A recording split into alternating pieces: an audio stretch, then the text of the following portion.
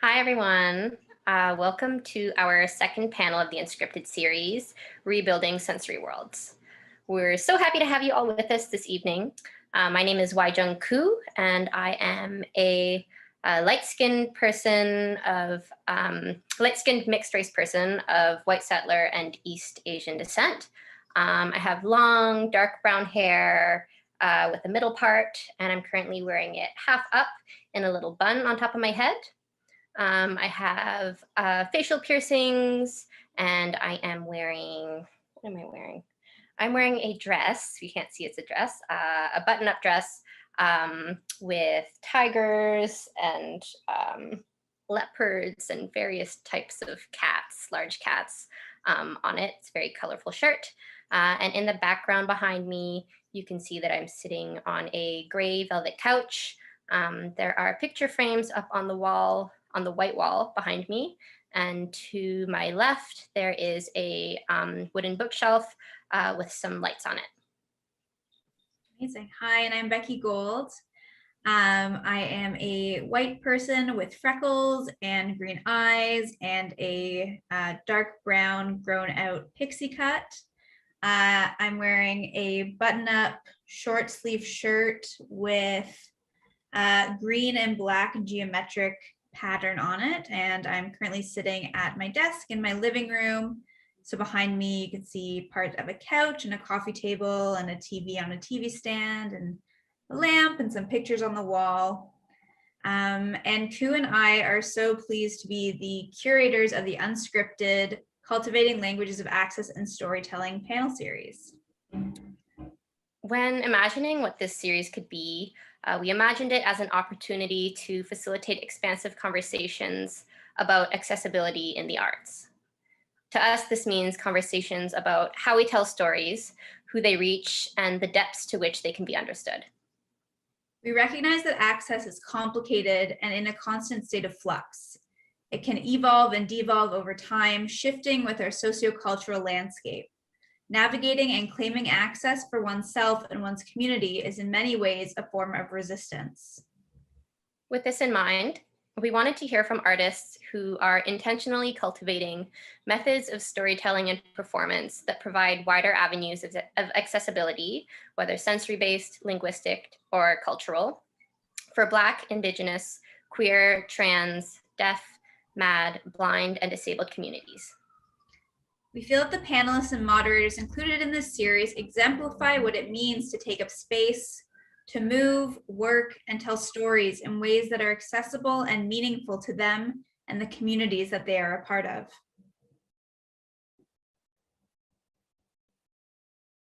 I was just waiting for there's sirens in the background. This panel series would not have been possible without the support of the series co-producers, Red Dress Productions and Theatre Passe Muraille, and funding from the Ontario Arts Council, the Toronto Arts Council, and TD Bank Group. Tonight, we are thrilled to have Amanda Hyde and Rogue Benjamin providing ASL interpretation. Amanda is a white woman in her 40s. She has bright red and blue hair up in a bun and is wearing a black shirt and cardigan. She's sitting in front of a gray background. Rogue is a non-binary human with white skin, blackish brown hair, and green eyes. Their hair is pulled back in a bun and they have a black shirt on. The background behind them is half white and half navy blue. We would now like to introduce tonight's moderator, Anna Camilleri. Anna Camilleri has been working with performance, image, and text for over 25 years, with professional credits including book works, performance and theater, and permanent and ephemeral public artworks and installations. Camilleri's book publications have been recognized with distinctions from the Lambda Literary Foundation, Association of Independent Publishers, and the American Library of Congress. Upcoming projects include May I Take Your Arm, a Theatre Passe Muraille and ReDefine Arts co-production upcoming in May 2021. Camilleri is artistic co-director of multidisciplinary arts organization ReDefine Arts, established in 2005 as Red Dress Productions. Anna can be found on Instagram at anna.camilleri.red. And with that, Anna, I'll now invite you to give a visual description of yourself and then introduce our amazing panelists for tonight. Thank you so much, Ku, for that wonderful introduction. I am very infrequently online, but I can be found there occasionally. I'm so very happy to welcome folks here to Rebuilding Sensory Worlds. I'm really delighted. I am a white woman with brownish red hair that's a little bit longer than shoulder length right now. I have kind of cat eye glasses on, a black buttoned up shirt, and behind me there is a white wall and the edge of a brown wooden door. And that's really all that can be seen in the frame right now. I will invite both panelists to offer a visual description. And I think, yeah, maybe I'll do that in a moment, if that's okay, Leelee and Victoria. Actually, I'm going to invite you to offer a visual description now. Sorry about this. So I'd like to invite Victoria Mata to offer a visual description. Hi, Victoria. Hi, good evening. I am a light-skinned mixed race woman in my 40s or early 40s. I have dark black curly hair. Tonight I'm wearing overalls with a black shirt and some earrings, daisy earrings that are white and green. And behind me, a number of plants and paintings and a large mirror and a couch. So I'm in my living room and there's a lot of light coming into the room currently. Thank you, Victoria. And hi, Leelee. I'd like to invite Leelee Oluwatoyosi, Eco Davis, to provide a visual description. Leelee here. Hello, everyone. Today I am here. I'm a mixed race, non-binary Nigerian, Algonquin French human, and I'm wearing this tie-dye hoodie with a white turtleneck underneath. I think it's kind of gray now. It's so well loved, and it's tie-dyed pink and purple and blue in that order from my left to right. And I have curly hair that's in a high ponytail, and I'm wearing some earbuds in my ears, and behind me you can see the window and the light is going down in the sky, and there's nothing much else. There's like a tree, a lone tree, you can make out its shape. Yeah, nice to be here. Thank you so much, Leelee. As we come together through digital technology, it is important, it's very important that we consider the legacies of colonization and white supremacy embedded within this technology and activities that many of us use every day. The equipment and high-speed internet central to ReDefine arts activities and Theatre Passe Muraille's activities are not available in many rural and Indigenous communities. Digital technologies also have significant carbon footprints, contributing to changing climates that disproportionately affect Indigenous peoples worldwide. I am in Toronto. For over 15,000 years, Takaranto has been a site of human activity. Ancestral, current, and unceded territories of the Anishinaabe, Wendat nations, and the Haudenosaunee in Dish with One Spoon Treaty territory that reminds us that we are all accountable to and responsible for this planet, and that we all need to be caretakers of the space we occupy together. The Dish with One Spoon has 3 rules. The first is that you take only what you need.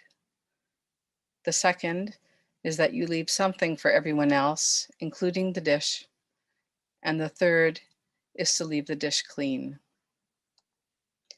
As visitors, guests, and settlers in this territory, it is important that we take time to reflect on our collective histories as individuals, families, and communities, of how we came to be on this territory, whether it was by choice, by force, or displacement, and how our presence here impacts Indigenous peoples.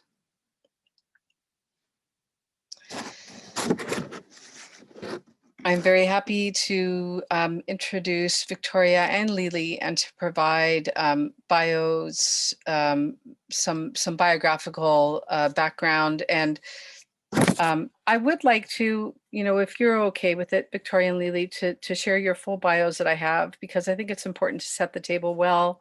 And you've created so much beautiful work together. So I would like to just take the time. So Victoria Mata is Venezuelan-Canadian settler in Toronto, polylingual choreographer, dance artist, and activist with a background in expressive arts therapy. Mata's career was first sculpted by pedagogic self-directed training, which proceeded with training under internationally renowned choreographers. Mata's sensibility to inclusion and border stories is due to her eclectic upbringing in 3 continents before the age of 15. Intersectional, multi-framed community arts and the abolishment of violence against women are some of Mata's passion. She has intricately weaved these themes in her MFA in contemporary choreography and foundation for some of her recognitions, such as being a recipient of Metcalf Foundation, a finalist of the Toronto Arts Foundation Emerging Artist Award, and 7 Dora nominations. Mata deeply believes in the arts as a core and tangible mode of sustaining and transforming the paradigms of oppressive tropes to populate a sphere of reflection, exploration, and possibility. Welcome, Victoria. And now I'm— Hi, Anna. I'm sorry to interrupt. I'm representing Theatre Passe Muraille's front of house. I just think that you might have some papers over top of your microphone that are just causing some loud noises. If you wouldn't mind just removing them, I think that would help everyone. Thank you so much. Thanks Thank you. for paying attention to that. I struggle with looking at the screen and reading simultaneously, so I really like paper, but paper sometimes is not good in this environment. So thanks for the note. I've lifted it. I'm really happy to introduce Leelee Oluwatoyosi Iko Davis's practice. Leelee's practice is rooted in foundations of contemporary dance and intermedia creation methodologies. As a disabled, transgender queer artist of Nigerian, French, Algonquin descent, working in decolonial frameworks is central to their research and creations. Being from Treaty 1 territory, Winnipeg, Manitoba, Leelee has had the opportunity to train and work professionally across Canada, Huron, Iroquois word for Canada. Their artistic goals are to merge performance and life, stage and experience, building a bridge to revealing the human condition. They can most commonly be found producing their own work as a solo artist. However, often collaborate across milieus.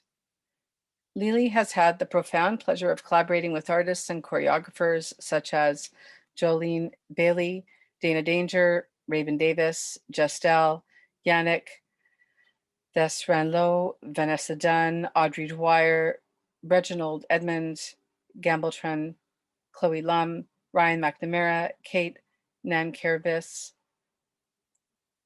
Apologize if I got Kate's name. That was probably not correct.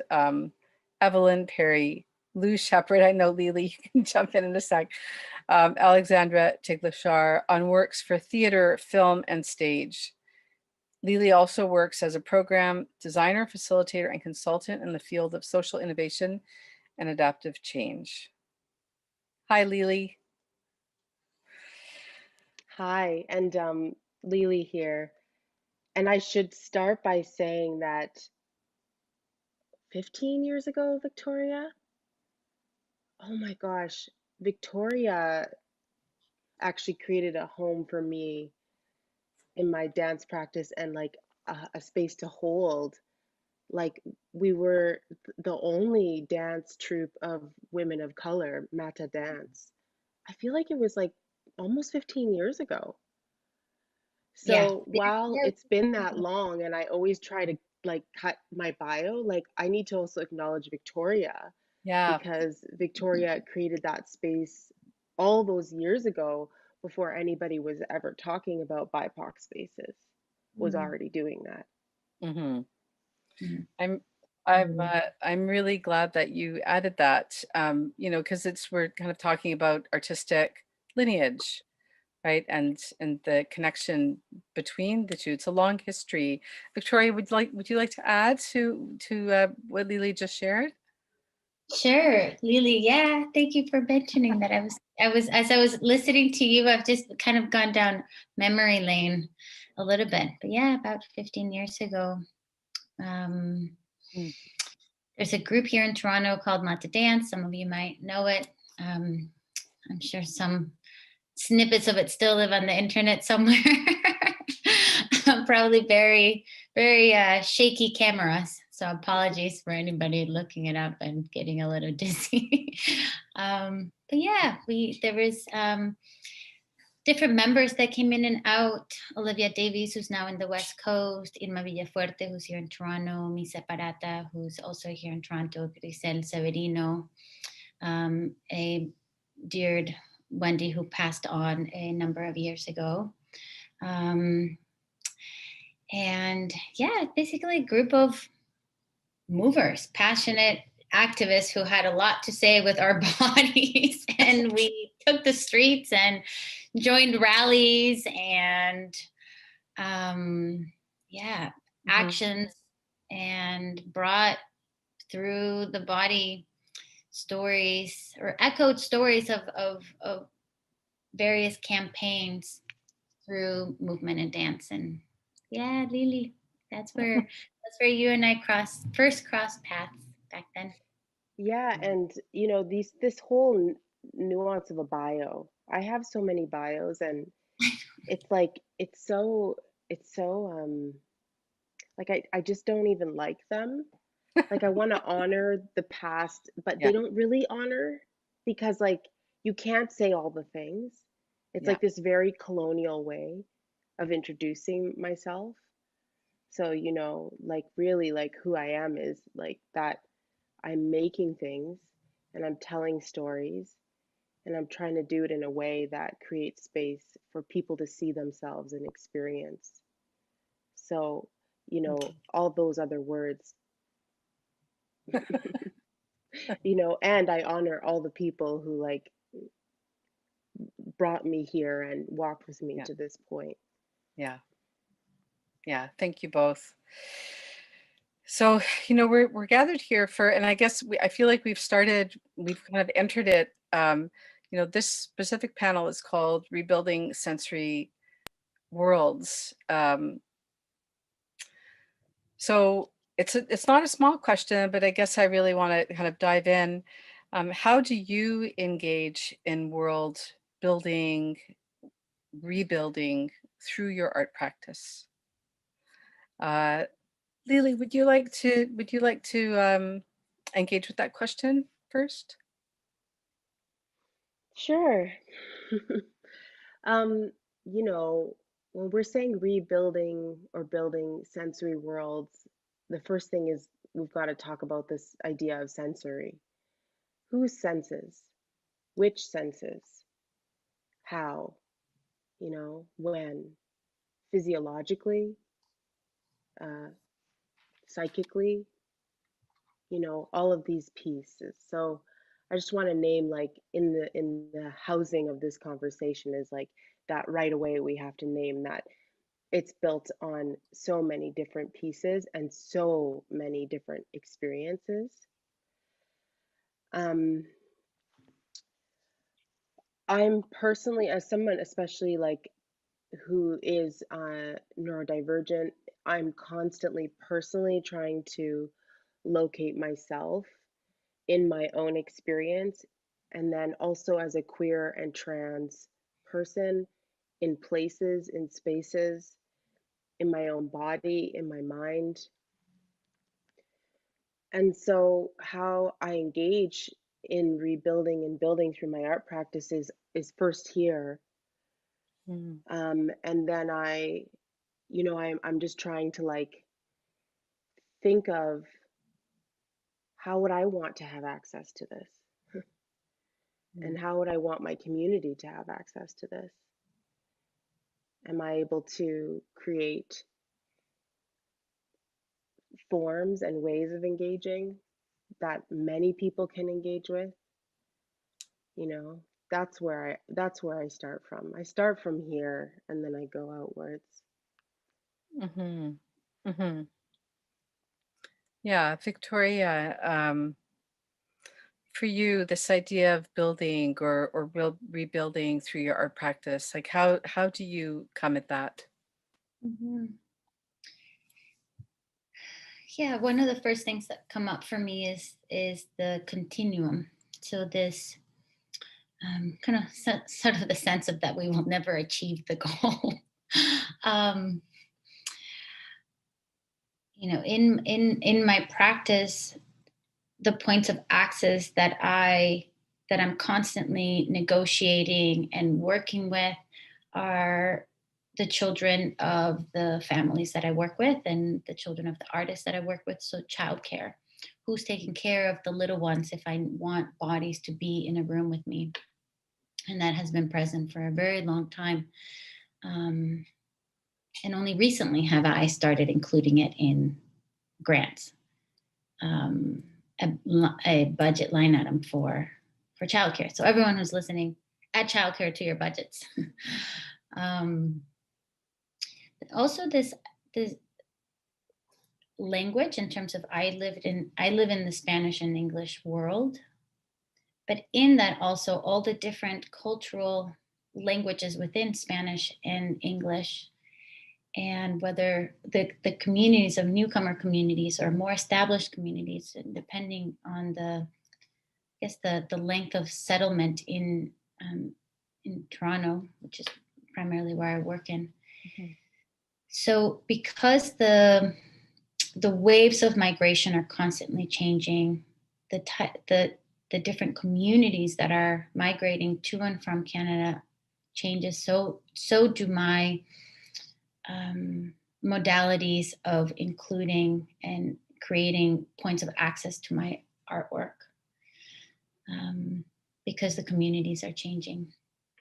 So those are two points of access that are very present in my work: community, or 3 points: community, language, and child care.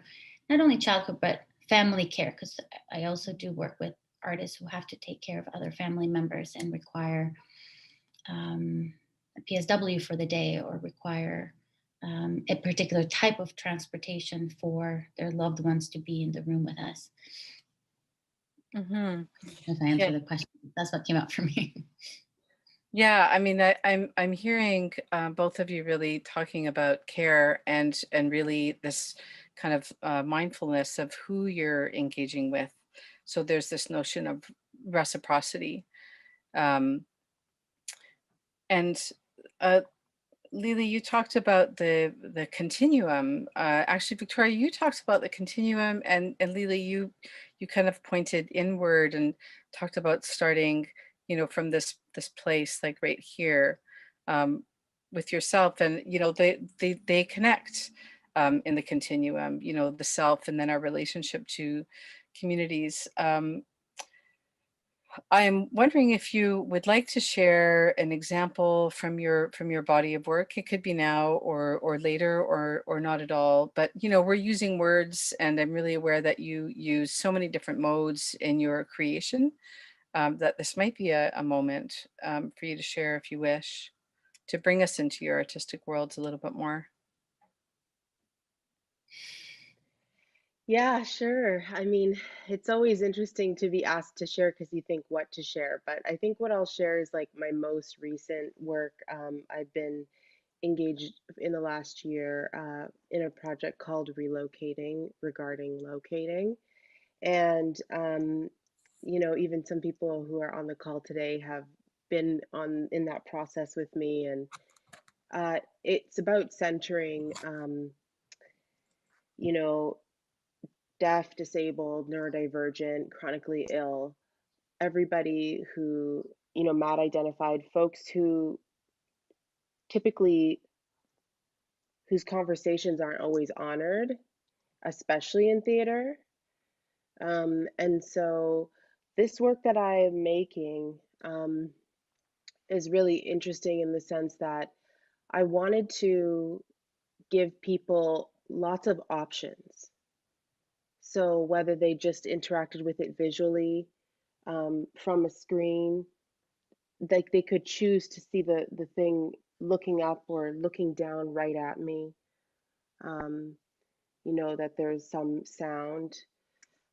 So I'll share this clip from this piece, Relocating. It's just a short little 2-minute clip. And yeah, and it has subtitles. So I'll do that now. Thank you. So this is a snippet from when I was at the Banff Center. This is not the finished product, but you'll be able to see that in by August of this year. And yeah, this is just a gentle little piece, and the text is by my partner and collaborator, Raven Davis. And I'm just going to make sure that I'm also sharing my sound.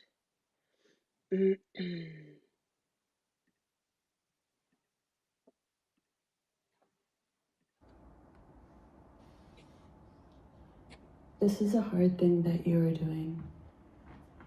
The truth of the matter is, we are not invincible.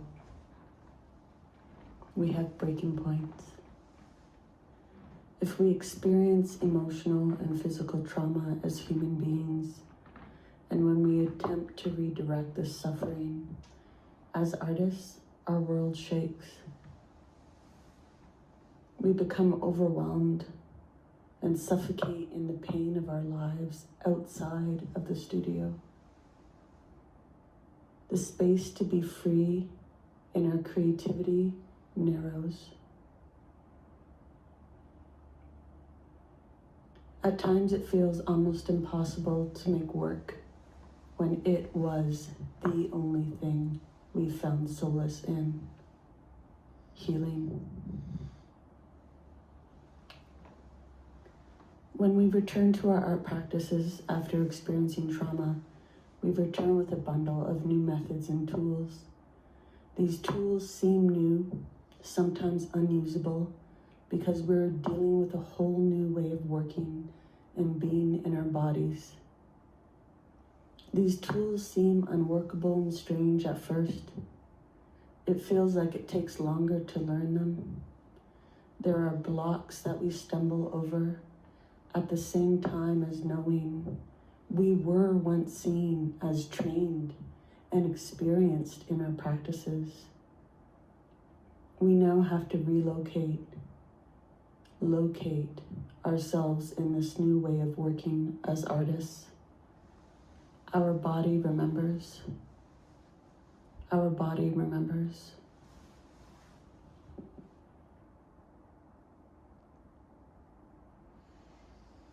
Can you close the curtain?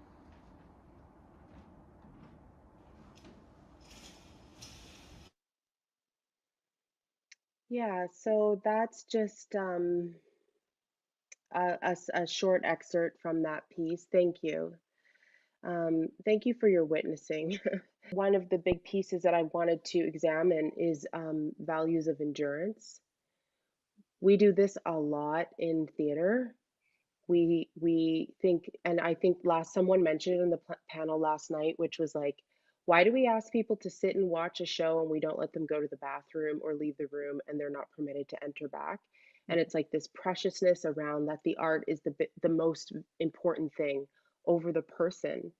And so this work, it's got built into it the breaks that I need in order to allow myself to do a 60-minute length work.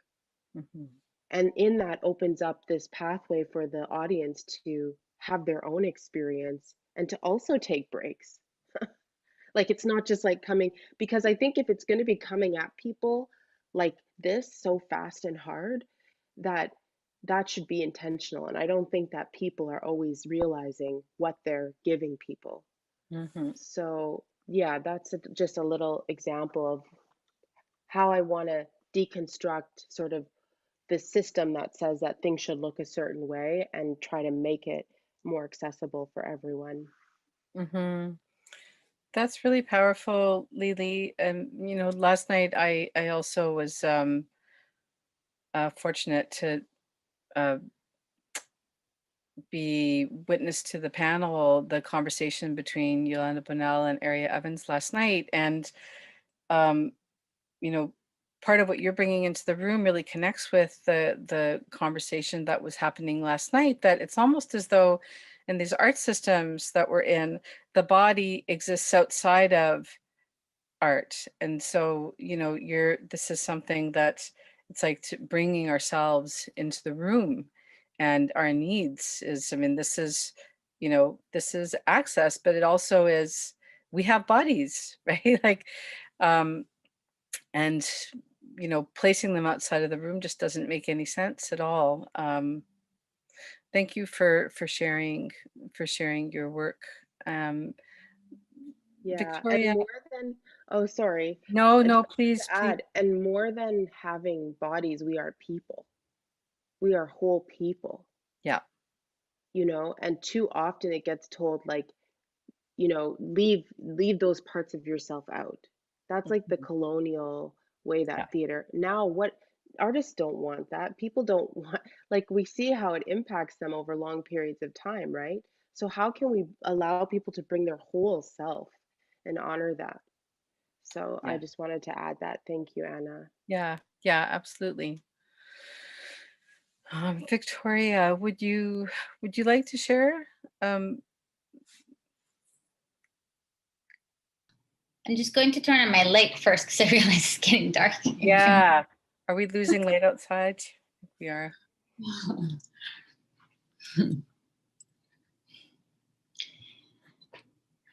Yeah, I couldn't agree with you more, Leelee. This idea of the expectations that we have of audience members when they come to see art, in particular here in Toronto, and I can really only speak to Toronto. I haven't done a lot of work in other parts of Canada. But I always compare it to the theater world and dance world that I've been exposed to in Venezuela or in Colombia or El Salvador and Mexico. And there's a sense of noise being part of the performance. There's an acceptance of audiences. I mean, I'm going to generalize here, and I'm probably going to get like my feet pulled in the middle of the night, but I'm like, we are loud people. We as Latin Americans, and of course not everybody, but there is this, like, we interact, and the audiences in Latin America, at least the theater world that I've been to, there is noise in the audience. There's people chatting, sometimes too much, but it's just part of the ecology of what is on the other side of the performer, that then the whole experience is, there's a liveliness that I feel sometimes lacks here in Toronto.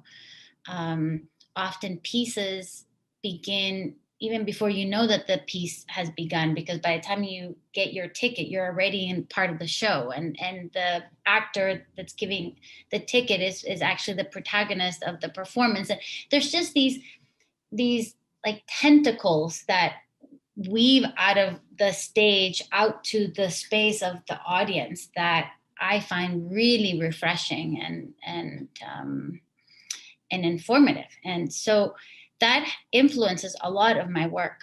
I'm blanking on the year right now, but I did a piece called Shift for Aluna Theater, and it was at the Daniel Spectrum.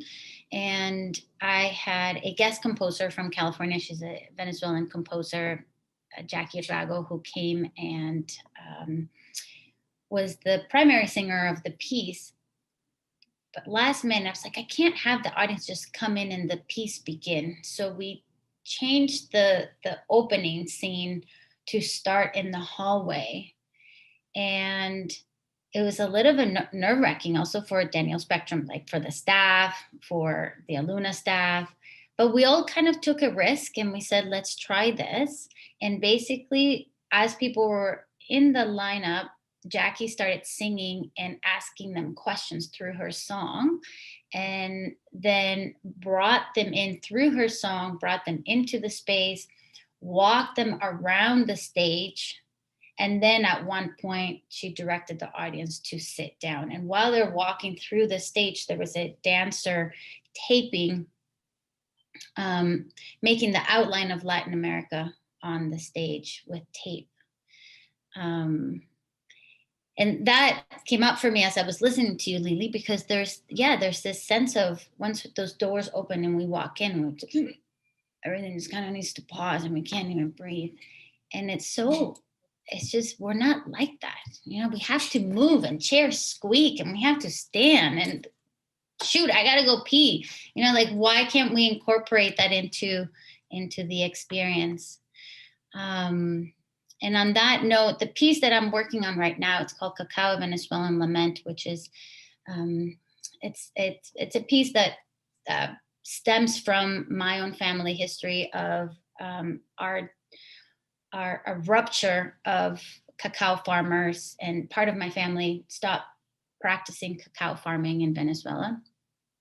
And so from that rupture, this need of telling the story arrives. And it's a story about two cousins that reunite. And through their reunion, we learn about cacao farming. And the piece takes place during the preparation of a festival that's called San Juan. And that San Juan happens in the middle of a plaza. And there are hundreds of drummers for 3 days, hundreds of dancers for 3 days, and processions throughout the town singing. And there's a lot of liveliness. And so originally this piece was meant, pre-COVID, was meant to be premiered in a theater.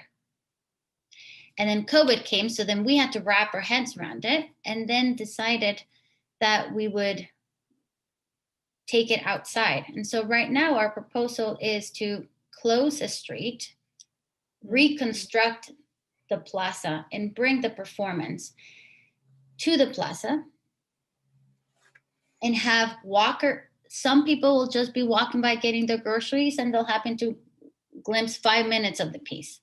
Other folks will have registered and then come and stand and sit and move around. But because of this, having to reconstruct how we were presenting cacao, we brought it outdoors. And I'm not going back to inside the theater. Like, even if, like, post-COVID, I can't imagine having the need or the desire to bring a piece that is about people interaction to a space that is limited. So it's, yeah. Anyways, I derailed. No. But sorry, Anna, go ahead. you didn't. It's such a beautiful example of your work. You know, I mean, you're talking about tentacles and about, you know, what you shared. There's ritual of welcome, and then really creating the space. And I'm hearing from both of you this, like, these really immersive environments that, you know, part of what is so beautiful. I mean, I love immersive environments, and they also scare me. As a creator and as somebody who's, you know, who experiences immersive environments. But part of what's so beautiful is this recognition that everybody experiences differently. So people may enter this performance space at different points through different portals. And that's so beautiful, like this, you know, this environment where that possibility is really real, made real, because there's no, you know, in what you just described, Victoria, you know, here's the door, here's the seat, sit down, and now we're going to begin. It's like, winding. There's the tentacles that you described are very, that's such a powerful image. And and both of you are speaking to it, but I guess I want to ask directly, in your creation process, in your making process, are you imagining audience or receivers and their experience of the work at the beginning of the work, or does that come, um, how does that happen in your process? That you start to, imagine what's called access. I mean, access, it's a funny word because it sounds like it's kind of outside of a thing, but it really is, a part threaded. So how do you thread that into your work? Leelee. Why don't you go first, Victoria?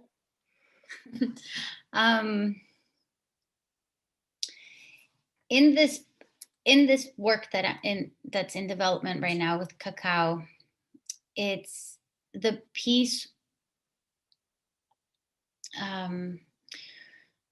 The piece is also going to live online. So there's we have a website because I have 12 plus years of research, that material that can't possibly go into the creative manifestation of the piece, or else I will bored everybody with a lecture. So as what we're imagining right now is that as people become engaged with the piece and with the performance, that there's different avenues of engaging with the website. Also, because of the language of Spanish and English, we're really going to try to stay away from printing booklets. However, we are looking into how do we get the audience for them to describe what they witnessed, versus us printing a program that says this is what you're going to witness and these are the people involved. So we're right now in a creative space of how do we have a story to tell, but maybe the story gets transformed or evolved as audiences witness. And I'm particularly really interested in that transference of information, and how can that transference be the program description versus the pool of words that I choose to put in a couple paragraphs and then force feed into people's minds. So thinking about this, also the piece is it's in Spanglish. So it's both in English, in Spanish, and then some words that are made up with both. So there will be moments of not fully understanding the text, but it's okay. There's so many other elements that folks are going to be able to access, that it's not just the text that two individuals are exchanging on stage. And because it's outdoors, people will just show up, they will be directed where to go, but as soon as they come into the space, there will already be elements happening. The performers will already be activating the space.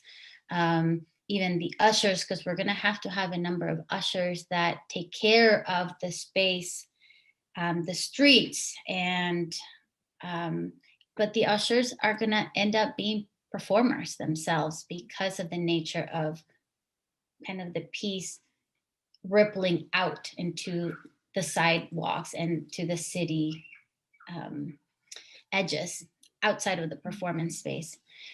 So there's a lot of bleeding out and like rippling out that we're playing with, and that feel, at least to me, really important, as a really important access point to this piece, as a way of witnessing the art with the least amount of limitations possible.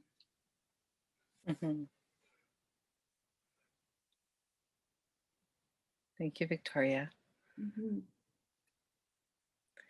Leelee, would you like to add? Yeah, to that, sure. or- yeah. Well,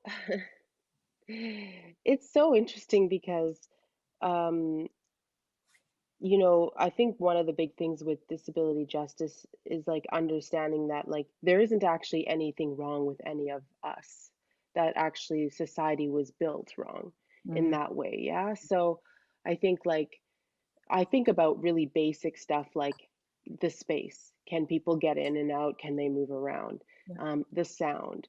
What will it impact? Can people access it in whatever their needed modality is? Um, the visual field. How will it impact people's brains? Like all of these things. So yeah, I'm clear. Like I'm making choices. There's going to be certain things that are going to have certain impacts. But the art, the nature of art itself as an intervention, Mhm. um, you know, it's like, you know, Victoria mentioned this thing about people starting the show, and it's like I like many years ago just was like, wow, you know, I'm not really like, you see this thing where I can watch a show and I can see when the performer drops into the work. Yeah. And my commitment is that the audience or the viewer or the witnesser, because audience, they're actually here. They're giving me their time and energy and space. Mhm. So they're not just bystanders. They're like, I'm also trying to engage them. Yeah. You know, I think life is too rich right now for us to be storytelling with this fourth wall. Like, I don't think that's needed anymore. I get it. Some people want to still storytell in that way, but I don't think in 2021 that I need to be telling stories that way. And so I like to give people this opportunity to arrive. Let's arrive together Mm. and let me arrive and then begin and let you arrive and experience. Let all the thoughts of the grocery list and all of that stuff, like let me invite you into the space, Right. into what's I happening. think I had So that is Uber like Eats one of the pieces order that I of this just is give a my second here. order, the 8-piece Yeah, family can you meal. put your mute on, please? And Thank you. All right. So that is one of those things where, you know, we need to just like figure out how we can be together and Mhm. be with what's really happening. Because, like, why make up these fake things? Mhm. Just like, this is a real moment in time. And so it's consistent imagining, reimagining. And like many years ago, I started doing research on the vagus nerve, you know, before it started to come through in trauma therapy and polyvagal theory, all of that stuff. Like, I just knew that the vagus nerve was the largest nerve in our body, VAGUS, and that it was our center for compassion and empathy. It was the thing that made us, you know, like respond. Mhm. So it's like from that place, I'm like, okay, there's these people who are here with me, and I'm interacting with their physiology. Mhm. Mhm. Yeah. That's Mhm. part of it for me. That's definitely part of how, you know, I'm embedding this creative access into my work, is like thinking about the people. Mhm. Yeah, I mean that's very powerful. I mean, both of you are talking about creating spaces that allow people to arrive into the environment, and that includes yourselves. You know, I mean, as an artist, I remember, um, for me that was a process. Like it wasn't something that was a given, because I remember creating work where I felt like I was outside of the work or the experience, that there were these breaks, to these separations, you know. And so part of the learning was allowing my disabled body to be in the space, creating work that actually also imagined me in, you know, in communion with people. So, you know, I think this conversation of access, it does, you know, Leelee, when we started, you pointed to yourself. It's like, this is actually the beginning point, right? Starting with like, am I in the room? Can I get into the room physically, emotionally, am I comfortable staying in the room? And if I'm not, can I go and come back, right? Totally, Anna. And this is Leelee here, and it's like also this thing of including ourselves. Like that was a huge point for me because, in my bio it talked about I'm an artist, but I'm also an activist. I'm also a social justice worker, and I'm deeply committed to the evolution of human beings and how we change to serve all people on the planet, not just those who are giving way to white supremacy and like capitalism. So it's how do we include ourselves? There was like a light going on, like, oh, I say I want this change in the world, but I'm not really willing to take it for myself. Mm. So how can I then go stand for it or say that I'm going to go do this for all of these other people when I don't do that here, Mhm. So I love, Anna, that you also had that experience of going, because traditionally in the institutions, there's no space for that. In Yeah. fact, I've been told many a time that who I am is not welcome. Yeah, I mean, I think that this kind of points to this model of access that really needs to be, looked at and taken apart, because in this model of access, there are receivers and there are givers, right? So there's this kind of, this imbalance, but can we all benefit from access, like be, in kind of these lateral spaces, where there is room to enter. You talked about, Leelee, I think you talked about intervention, but it is kind of a question that I want to ask both of you. Do you think of your work as creative intervention through social practice, or as a type of social intervention through creative practice? Maybe that's too binary, but kind of how do you come at it? Victoria, what do you think of this idea? It's for me, it's difficult to separate it. Like Yeah. if it's and I think back to like what Leelee pointed out with Mata dance, but then even before, even the reason why I got into dance and movement, it was a way of expressing without words, and words for me were limiting, and words for me still are limiting. And so I wonder about how, I think it's just it's this all the time. I have a hard time separating the two. I live in the convergence of the two worlds all the time. Mm-hmm. Mm-hmm. Yeah, lots of layers. Leelee, for you, is there that element of layers, or do you kind of what is your point of entry in that way? It's so funny because it's kind of like a chicken or the egg question. It's like I remember I was in a conversation with Evelyn Perry, and we were talking about queer theater because she was the artistic director at Buddies in Bad Times, and I like to tell this story because there's a line that made it into her play Kinnilik, Mhm. which was this: when we're making art, do we need to make queer art? Mm. Or is it just the fact that we show up and we're queer that the art is inevitably queer? When we're making art, we're bringing ourselves to it. Yeah. So it's like, what comes first? Well, I don't have to make, you know, art about my disability. Mm. I can make art as a disabled person and have it inform my practice and invite you into the world and the experience, right? So I don't know that one or the other comes first. I think that it's like this is just it's an emergence. Mm-hmm. Yeah. I guess for me, I'm interested in the question, and just the discussion about it, because I have been working in community engaged practices for many years, and I think, you know, I'm sure that we all recognize that there are these classed systems. Art is a class system, and there are these, where there's a focus on community engagement, um,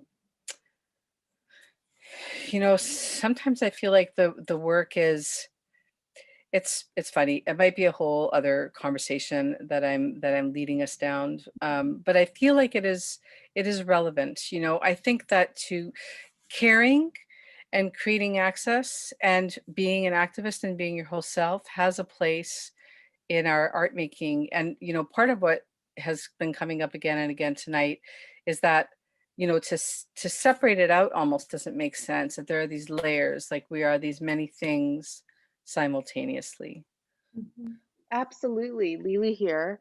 And this is the thing, is that we're actually coming back to the way things, like, people will say, like, if we're lucky, post COVID things won't go back to normal because normal was messed up. Yeah.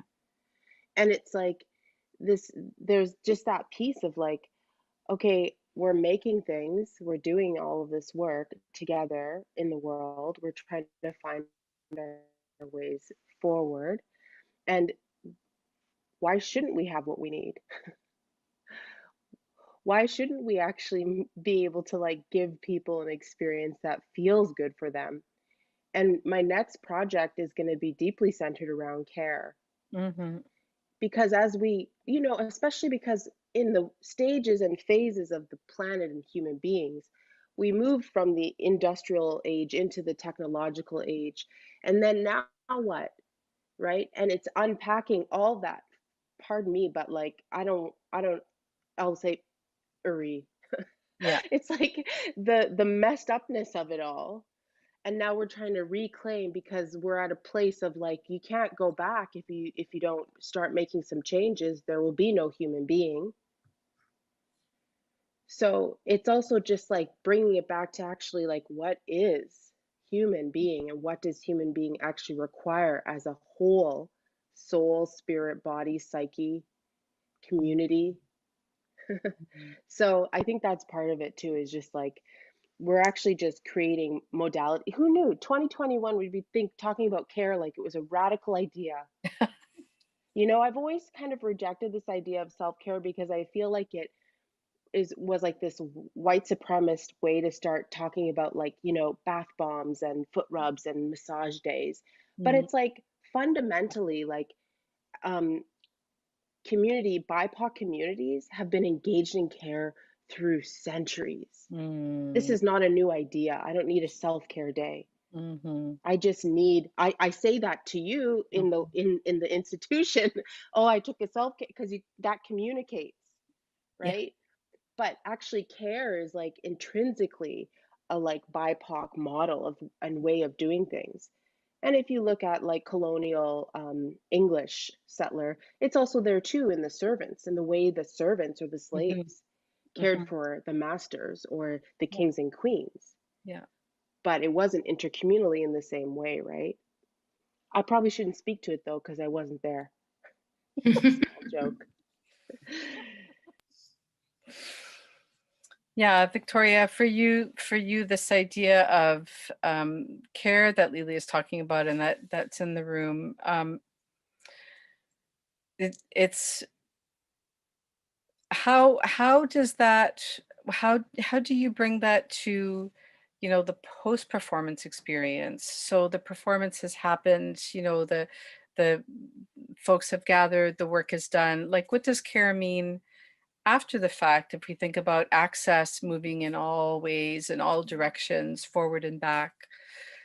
Does that bring something to you? Absolutely. I have, for as long as I've been on this planet, there's an event happens, and then you talk about it for many days. Funny example, my birthday lasts for a whole month. that's the culture that I've been brought up in. That's how my family members do things. That's how the neighbors, that's how the individuals that have taken care of me, that's how they paved my experiences as a child, and then I have continued that as an adult. And so there's so much that happens post a performance. For my immediate team, there is debriefs, food, there is questions. There's a number of meetings that happen afterwards that are not formal. Yeah, they're not formalized, but they just happen. There's always like conversations afterwards, or panels, or debriefs, even during the performance, the creative process, opening my doors of the creative process for what we call here open rehearsals. That is very important to me. I always gain so much information from what the guests that I'm inviting into the room, what they're gaining from the work, to just have conversations about what is in the room, what is happening in the moment, without this idea of like the final performance. And that has just been a very central part of my creative process during and then post. Because of the working with Latin American communities, there's a lot of conversations that are generated post a performance that as a creator I have to attend to, because I just don't know any other way. So it's conversations, it's phone calls, it's a lot of phone calls post the performance. So it's because it's also generations that writing an email or their forms of communication are not, they're not so technologically involved or centered. So even with like outreaching, it becomes face-to-face, phone calls. It's just going back to the human exchange. And that exchange happens post a production always in many different ways. And that's how I've always worked. Yeah, and I mean, and that is that's work, right? Like it's work. And so as creators who work independently and with teams and in communities, like how do you, not to be, I feel like it's important to talk about labor and, and money and being remunerated. We all need to eat and care for ourselves. So, just that building and that access, and really thinking about access moving in all of these ways and directions. Do you build this in to, at a budget level with projects? And I guess it's a question for both of you, of that energy, the labor of care. I have begun, I've learned the hard way to include it. And I would say about maybe the last 5 years, I have very much reflected as much of the real labor in the budgets. And that's also a response to working with a really amazing producer that also is kind of keeping track of all the different little tentacles that are happening, all the satellite projects, all the side conversations or the engagements, the coffee times, the visiting a group, the phone calls. And so it really, I have learned a lot from my producer, Allison Wong, who really has created a culture and within the way that I work that just tracks and makes sure that there is, and if it's not money allocated to the labor, there is an exchange of sorts. So whether it's gift certificates or transportation or whatever, and it looks in so many different ways. So I wouldn't even be able to conclude it, but it's definitely very much today, very much reflected in my budgets. It was not that way for a long time. And the consequence of that was me being very tired and exhausted. Yes. And I had to change that because I would then not be able to continue doing the work that I do. Yeah. Leelee here. Yeah, I mean, as someone who was a first-time grant recipient in 2020, I like the context around grant writing was so disempowering for me. I was very fortunate. I spent the majority I have to date spent the majority of my career working by invitation. So I only just wrote my first grants in 2019. After I was invited to sit on those peer assessment committees and could learn about it, Yeah. then it became accessible for me. Yeah. I also think that like our communities, you know, we come like there's historically we've not had access to money in a lot of ways. Mm-hmm. And so there's a lot of belief systems and conversations that keep that money away from us, but also that we just don't have a way into it. Mm-hmm. Yeah. And so there's these two things that like I think that like the context and then also like all the stuff that I'm bringing with me with all my angels and ancestors. It's like I have to contend with all of that stuff, and then there's the other piece of being like, listen, this is a dialectical time. I have to, on one side of the quarter or coin or whatever, card, stone, I have to know that I'm in a capitalist environment. And then on the other side is my anti-capitalist values. Yeah. But let me tell you, I tried to live as an anti-capitalist in a capitalist society and it near killed me. Yep. So I have to find ways to dance with both of those things at the same time. Mm-hmm. And I think that's just the piece of like going where, you know, so how do I honor that money doesn't fix all things, but it makes things easier for us? Mm-hmm. And that there is like skill and knowledge to share and exchange that has to also happen, that, you know, and gift community, like that this stuff all has to happen simultaneously. Mm-hmm. Yeah, I mean, I think this is a really important conversation because, you know, I think there is an expectation that some bodies more than others, you know, and just to name it, you know, racialized bodies, women, that there's an expectation of that care is just simply provided, that, you know, that educate, that, you know, that there's this process of educating without ever it being recognized that you're doing work, that you're teaching. So, you know, I wanted to bring it into the room because, well, because, you know, it's really, really important. And the grant system, the art systems are really hard to access for a lot of folks and to make sense of. Yeah. Yeah.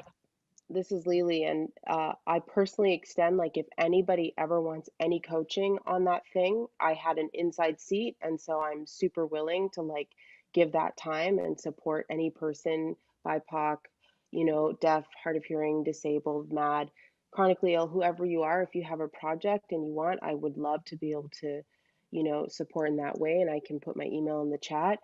And what so is that, you know, we have to be able to access those things. We can't make our work without it. Yeah. Yeah, absolutely. Mm-hmm. Yeah. Soon we're gonna kind of open the space to some of the questions and words that folks have been offering, but I guess I want to ask one more question, and it is how, from your, I mean, it's a given, but I really want to know about, from your perspective, how does multisensory storytelling enrich our ability to tell story or to create environments for stories to emerge in? Victoria. The first thing that comes to my mind is that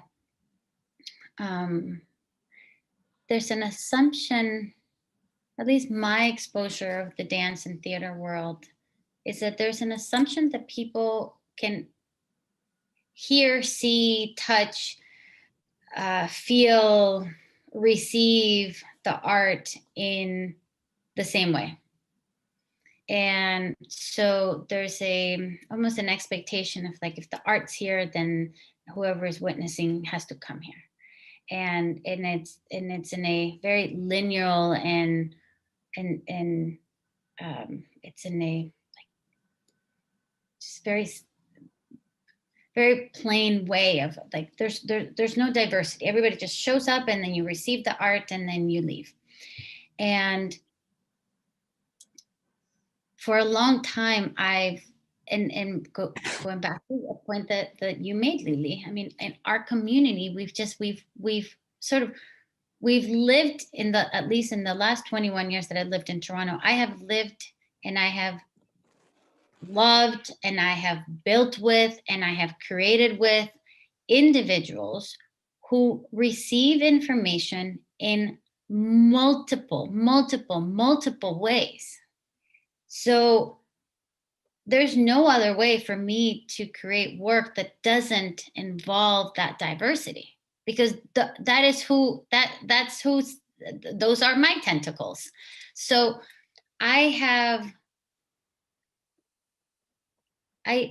go through a ritual of when I'm making work, of like, I close my eyes and I just experience the work.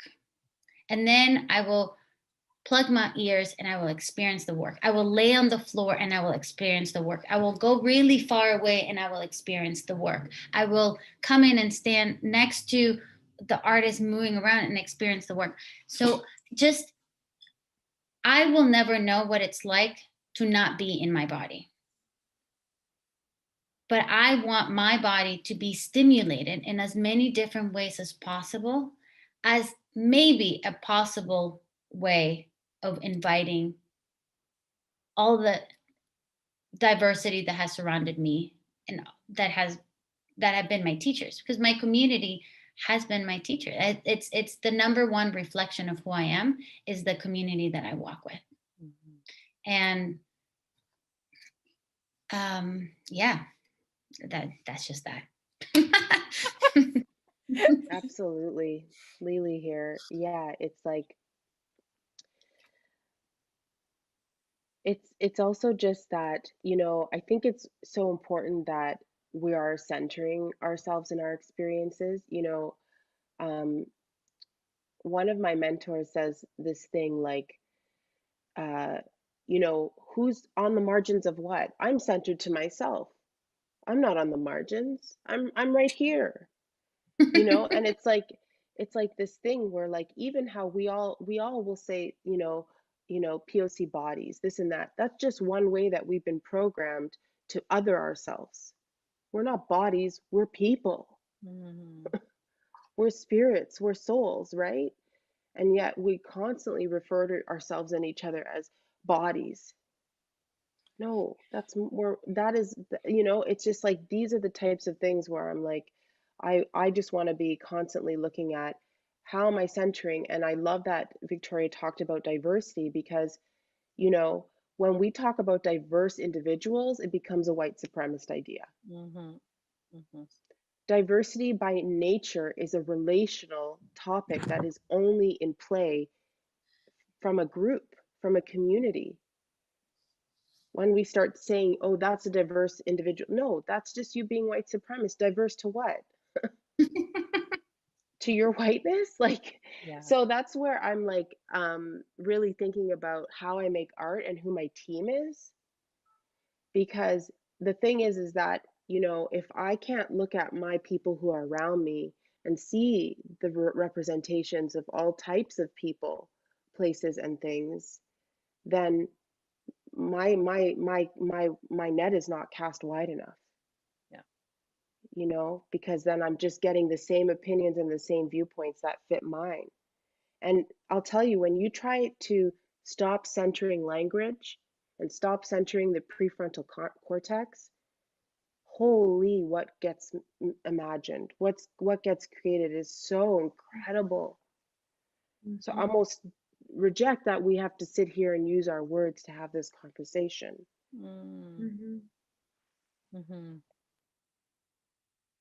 It's so rich. There's man, my brain is just sparking. There's so many directions to go in. There's so many threads I want to pick up on. I'm a note taker, and I've taken all of these notes. There's all these beautiful words. Last night I recorded all of these notes and I read them this morning, and I went, what did I can't, my notes don't make sense to myself, but it's something about like wanting to be in the moment, to stay in the moment, or not forget.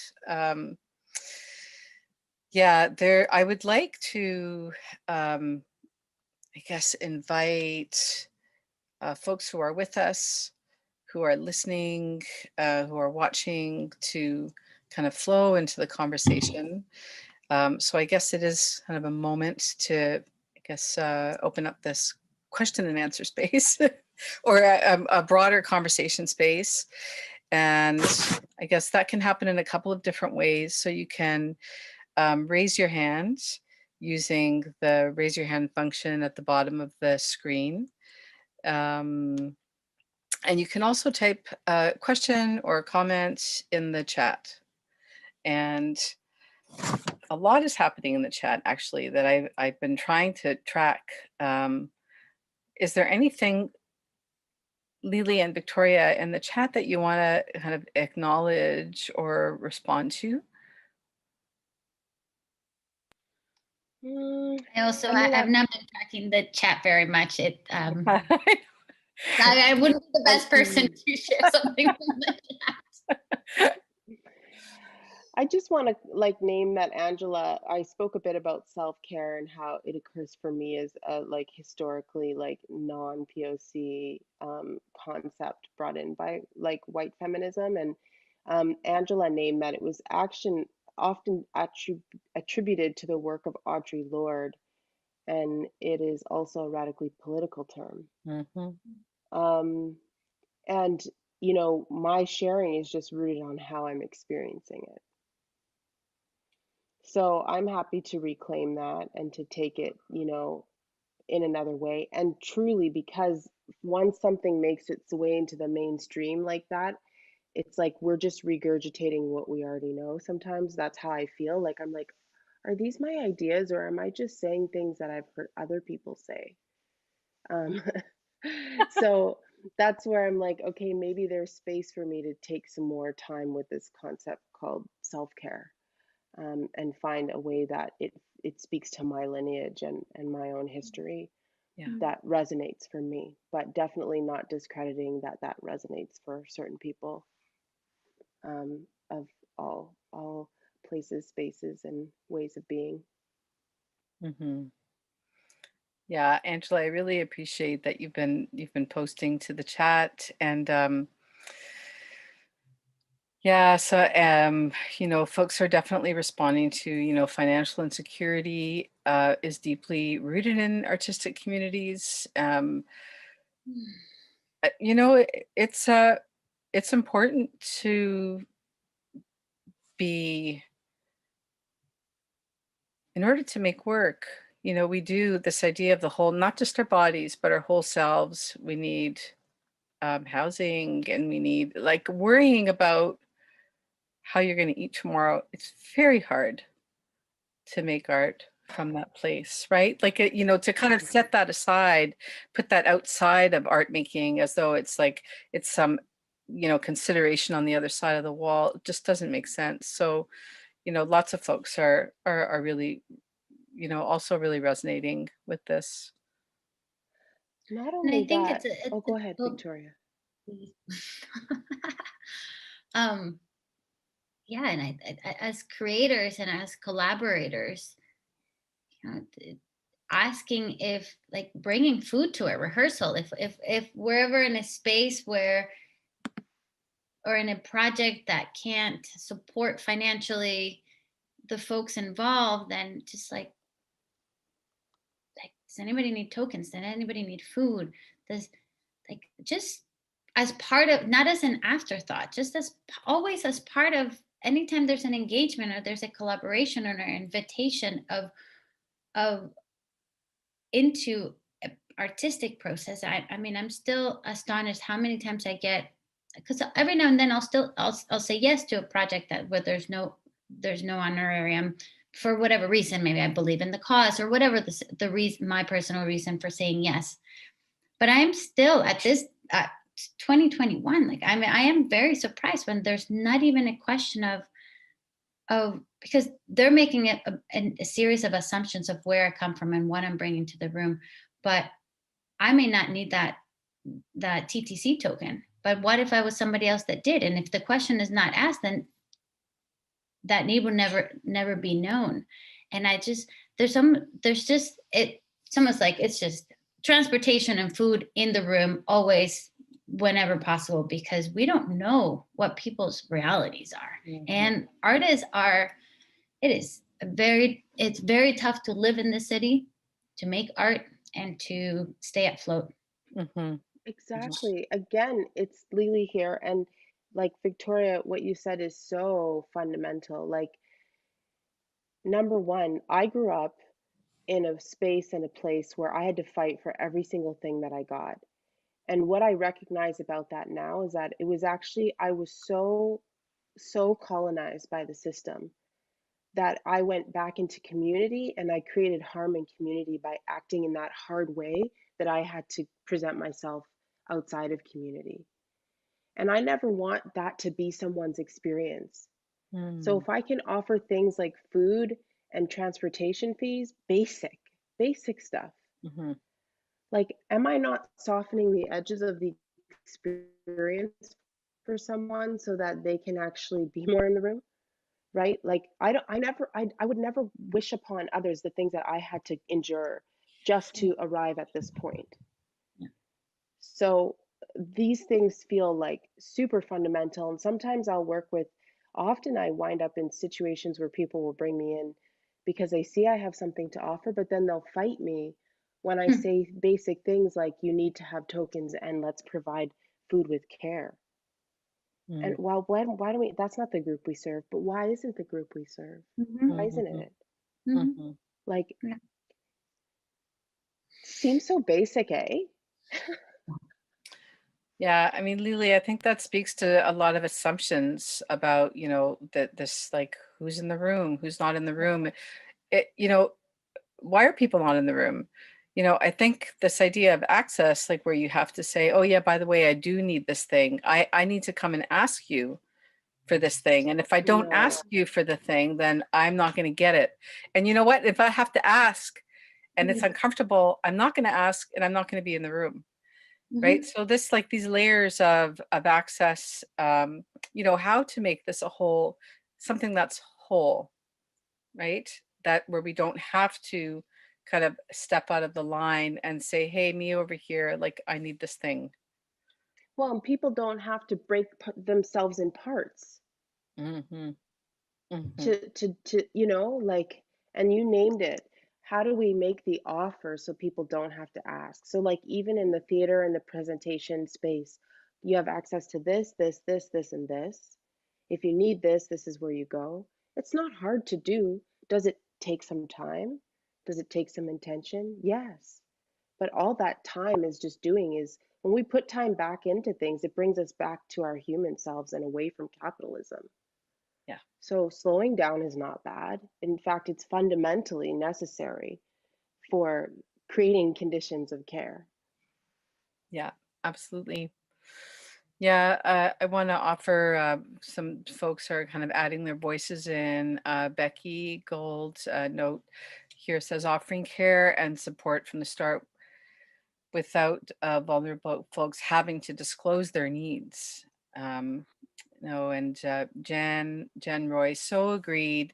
Acting from abundance to our community is so important, and seeing people offering more than TTC, Uber, taxis, direct rides to participants is so great. Yeah, thanks for the notes. Becky, Becky just said, thanks, Anna, for correcting my typo. I wasn't aware that I did it. You're welcome. So I guess I have Leelee and Victoria, if you were to, I mean, this is one of those, like, you're already doing it, but let's say for the purpose of sharing kind of in this open space, like, you're going to come together with other folks to build, a theater with the understanding that theater is not necessarily this one building or physical space. Like, what all is there? What is in this, the kaleidoscope of theater in this sensory world where we exist as our whole selves? big question. Leelee? I'm still thinking. Yeah. Well, it's okay for us to pause too, right?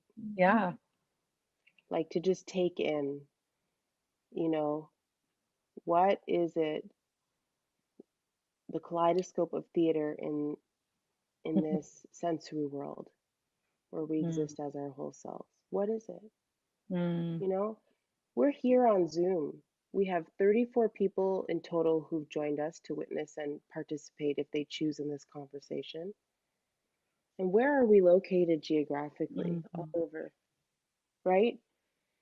Okay, so we can see this as a constraint, but for many people, it's become an access point. If you have access to the technology to get into a Zoom room, you now were getting into rooms where you just could not get into because you couldn't afford a ticket, you couldn't get there, you couldn't get childcare, your body wouldn't, allow you to come out of bed, whatever.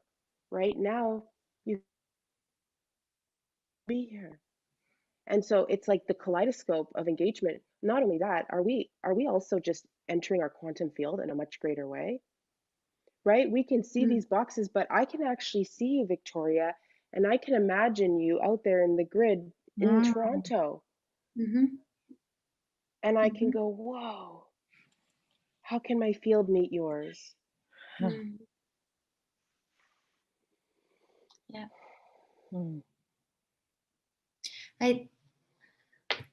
In dreaming about these spaces, I think about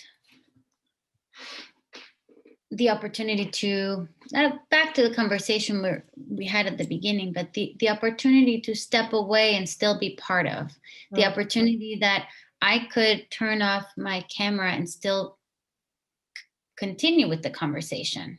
If I were to get a migraine, for example, or I just felt uncomfortable for whatever reason, I can turn off the camera and still hear you and see you, and then I can still participate. So these spaces where it's okay to step out or pause, as you said, Leelee, and not feel excluded from. Also, a space that stimulates, but also cares. Space where one can stand, one can sit, one can lay down. Space where all different senses are activated and are intentionally part of how the experience is curated, not as an aftermath, not as oh, now we need to get this in order to make this space accessible. No, how can entry points and be engaged, be part of the design, be part of the exchange of who's witnessing and who's delivering the art. Yes, Victoria, thank you. Leelee here. And this is the thing, that conversation that Victoria is requires us to slow down, to take the time required to actually make the considerations. So that's why it's in direct conflict with capitalism, because in capitalism, what? Time is money. Right? And then you have people, especially arts administrators, who are often doing so much for so little. So then to ask them to slow down or to make additional considerations, I once had myself, I was engaged in something and we got fired simply for asking for new terms on our contract. Why? Because we were laboring the administrator, not because the terms were out of this world. We just wanted to divide our time differently as artists who were collaborating, doing a double bill. And we got fired for asking for that. So I just want to name that, like that piece around time is a huge access point. Yeah, well, yes, and embedding the need for time into the creation of work, and then Victoria embedding in access throughout the work as opposed to adaptations at the end of the making process. It's like, well, I didn't think about all of these folks at all. And now at the end, the work is made, you know, where there are these adaptations. So I think that piece of like really being in the room and imagining being in community from the beginning of the making process. Both of you talked about, yeah, Leelee, please pick up. No, I just want to say, and I just want to bring voice to the chat and say that Angela said, how can we design accessible universal spaces from the ground up? Yeah. How can we envision a more considerate future? So I just wanted to bring voice to that. Yeah.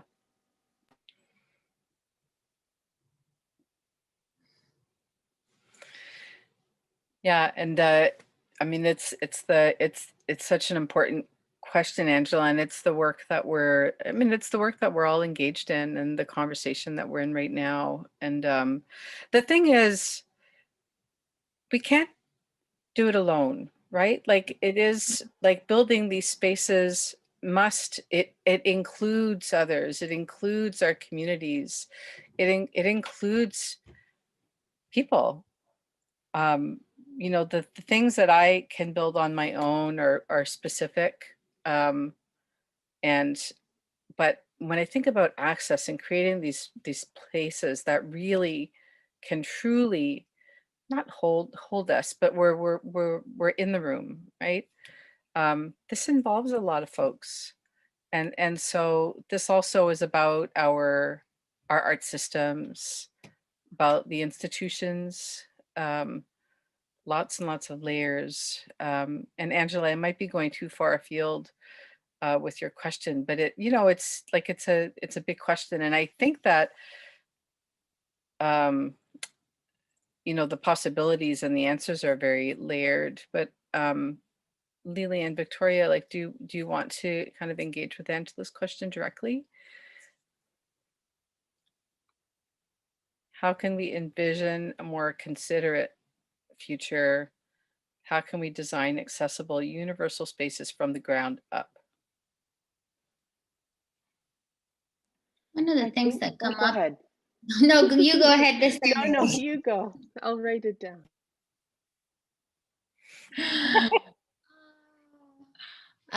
Well, you mentioned this, Leelee, is also, oh shoot, now the thought passed my brain. It'll come back. Well, we'll say it again. You know, how can we envision a more considerate future? How can we design accessible universal spaces from the ground up?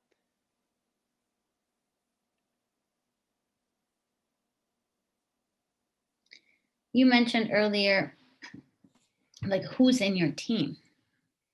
You know, and you know, this idea of like, we will represent everybody, or like that's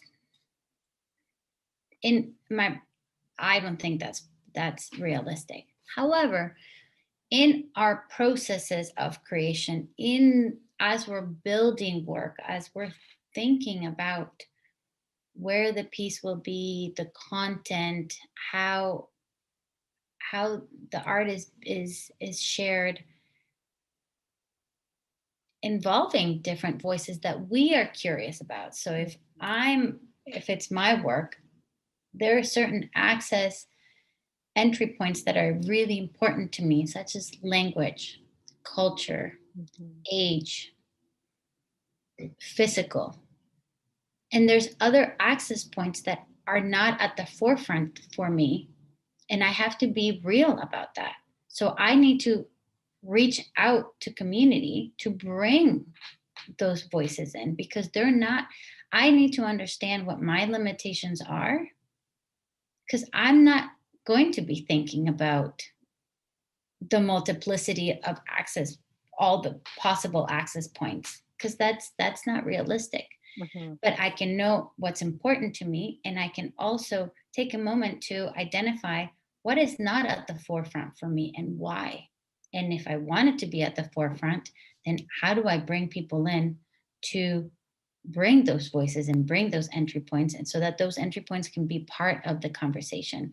So there's something about being honest with what's not at the forefront for myself as a creator. Yeah.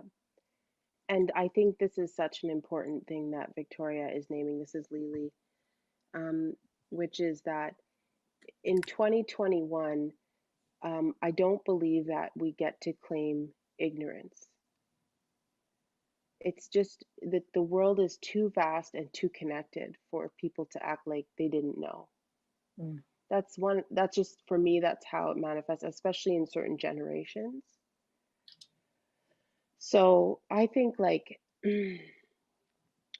there definitely has to be a space. And I also think that, you know, even the Black Lives Matter movement, as somebody who is often, you know, spent my life being identified as Black and read predominantly as Black, you know, many of the organizers will talk about disability and transness and like and the intersections of identity. And I think like we have to be very careful right now about like single issue politics, like that just focus on one thing, because Black Lives Matter and Indigenous sovereignty is very, very important, and self-determination and disability justice is absolutely required. So if we don't have the skills to meet those intersections, we have to find team who does, because we can't operate like it doesn't matter. And one thing that really makes a difference for me is, like Victoria said, it's hard to address every single piece of every single thing. But I want to do my due diligence such that I have thought through those things enough that I can create intention about whether I address them or not, and speak to that and be responsible for it. That's it. If I can't answer all the questions, that's okay, but I want to have at least asked them and created an understanding for myself of why there was a gap, why something is getting missed, and what I can do differently in the future. So that's a big part of it. Think about all the people it takes to make, like, in one mainstream theater show, like say Theater Passe Muraille, that whole team. As somebody who didn't have any resources, I became a solo artist out of necessity. I had no money. So I made the dance, I danced it, I designed the sound score, I cued all the lighting, I made the film, I put the projection on, and I, you know, wrote the text.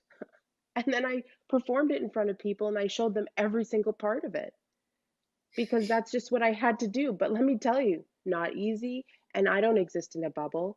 That can only take me so far. So, right, who is our team?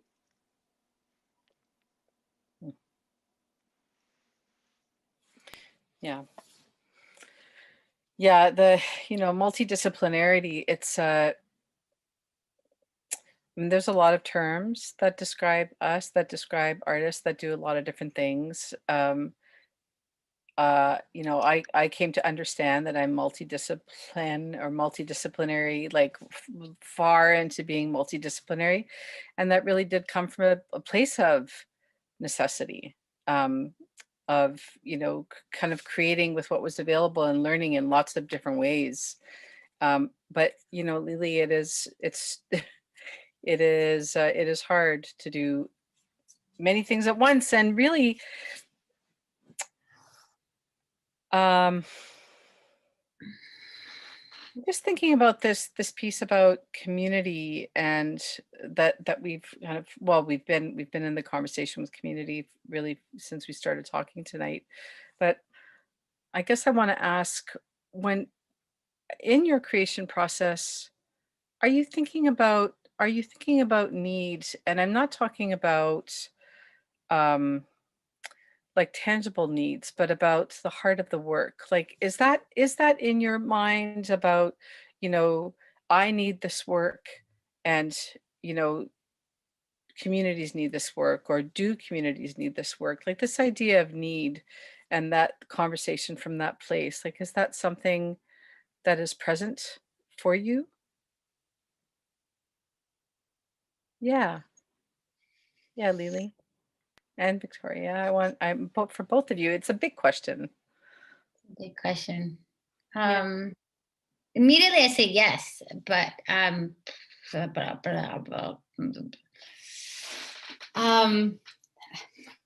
going kind of down a rabbit hole with that question. Yeah. I'm just gonna say what's on my mind right now. So with cacao, it's very much about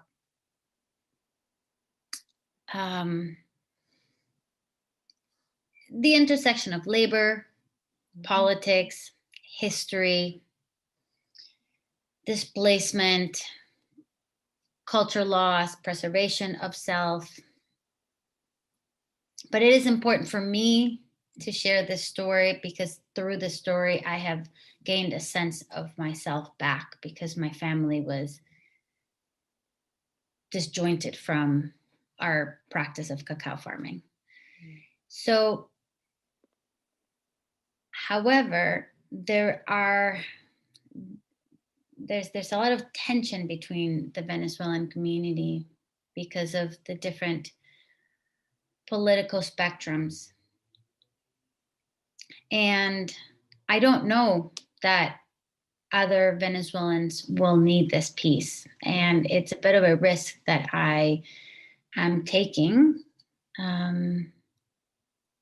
But it's a risk I have to take. So that's what came up for me, that I know that for the Venezuelans that I work with and the Venezuelans that are part of the team, this work is important. Yeah. And the community that the Venezuelan community that is in relationship to the work, I hear loud that it's important. But there's a lot of tension within our community. So I don't know if I don't know. And and we will see. Yeah. Yeah. Yeah. Yeah. Leelee here. There's a couple ways into this, which is like nothing I'm doing is so important that it needs to exist. And simultaneously, it absolutely needs to exist. Like, yeah, if I'm not going to tell my story or make these spaces, and I want to make the distinction between privilege and well-resourced. I've arrived in a place in my life where I have become a bit more well-resourced. And so because of that, I think I have a responsibility to pull people in with me, take them along with me, and also elevate like the conversation to where it needs to be, like that I can contribute to it. Not like I have all the answers, but I feel like I have a personal responsibility to, yeah, I can't just pretend like the things that are happening are not happening in the world. Been there, done that, didn't work, still ended up on the ground with, trigger content warning, not going to say it. So, yeah, I think I definitely think it's needed, because then the flip side of that is that art historically has been the impetus for culture to change. Yeah. Right? So as much as it's like, well, I'm not that important, like I don't have a sense of overinflated self-importance. And I could see that potentially what I'm doing could make a difference in some places, spaces, and like for some people. And then that's that. We can add any meaning that we want to it, or subtract it. Yeah. Yeah. And I mean, I have, I guess there's a whole thought or a line of thought that that was connected to that question, which is,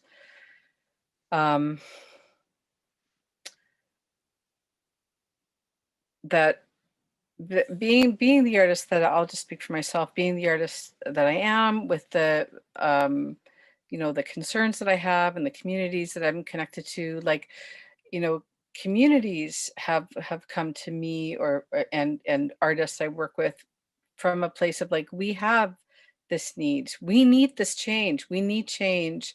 And we're asking you artists to to come to the table to work with us, to work on this change.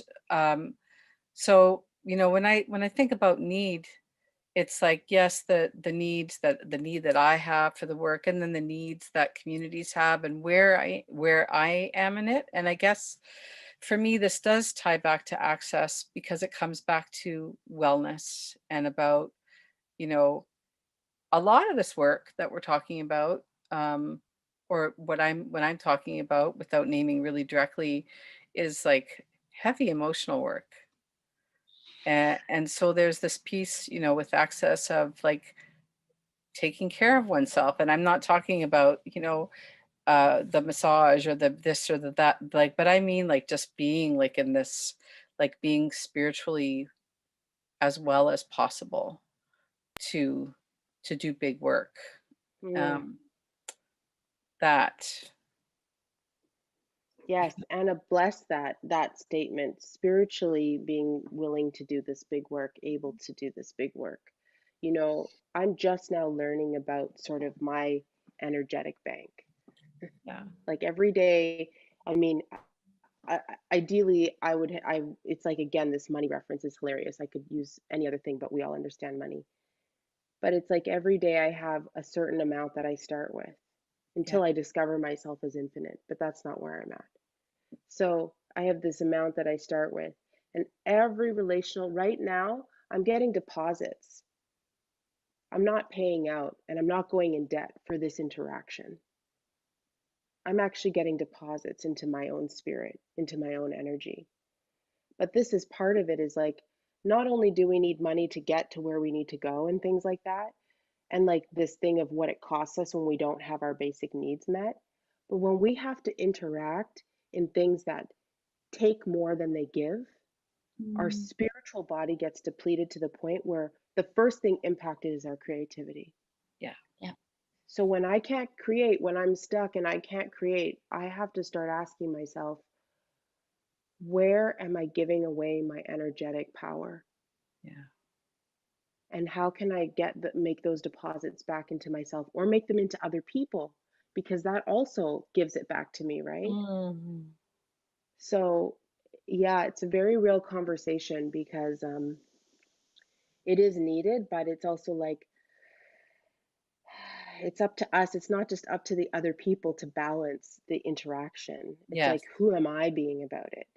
How am I showing up in this conversation? What am I generating or not generating? Yeah. Absolutely. Yeah.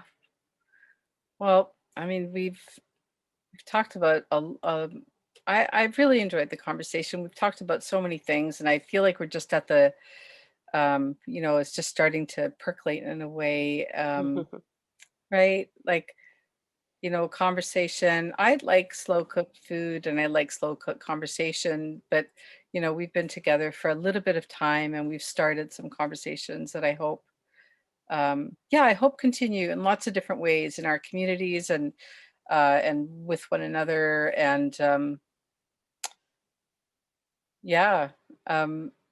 Victoria and Leelee, would you like to add anything, say anything, words of kind of goodbyes or closing before we leave for the night? I'd love to hear from you, Victoria, because I know you didn't share on that last round. Oh, it's okay. I'm in traveling mode, listening. Just thank you. I feel really this concept of depositing is resonating, because I feel like I've just been deposited into a great amount. And so I'm left with that. Those are some of the words that I'm left with, is that I feel full. And I'm very grateful for this conversation. Anna, thank you for facilitating the space for the two of us. Leelee, what a beautiful way to reconnect after so long, and a beautiful gift and surprise. And thank you, Becky and Ku, for curating these conversations. Very beautiful work, very important work. And to our interpreters, thank you. Thank you all so much. Thank you, Anna and Leelee and Victoria, for your thoughtful and rich and careful thoughts tonight. We really appreciate you joining us. Thank you so much for speaking. I'm also feeling so nourished by this conversation, and I could just listen to you all talk forever. Thank you also to our interpreters, Rogue and Amanda. And just some last minute thank yous again to Redress Productions or ReDefine Arts, as well as Theater Passe Muraille, and the phenomenal team of folks over at TPM, including Liz, who's been running the Zoom behind the screens, and Caredwin, as well as Rinchen, who's provided a lot of awesome panel support, and Angela for being our active listening person tonight. And so just a reminder that the active listening breakout room will be open for the next 30 minutes. And because of how Zoom works, we aren't going to be ending this meeting because that would end the breakout room as well. So we just invite people to leave on their own time.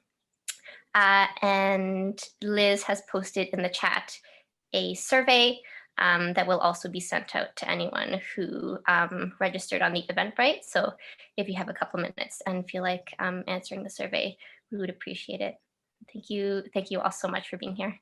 Yeah, thank you all to the audience, and thank you for contributing your thoughts and engaging in the chat. I thought it helped to foster a really meaningful dialogue between audience and panelists and moderator. I just want to quickly mention before we all leave for the evening that our next and final panel of the Unscripted series is taking place tomorrow at 7 p.m. Eastern. It's called Intersectional Stories.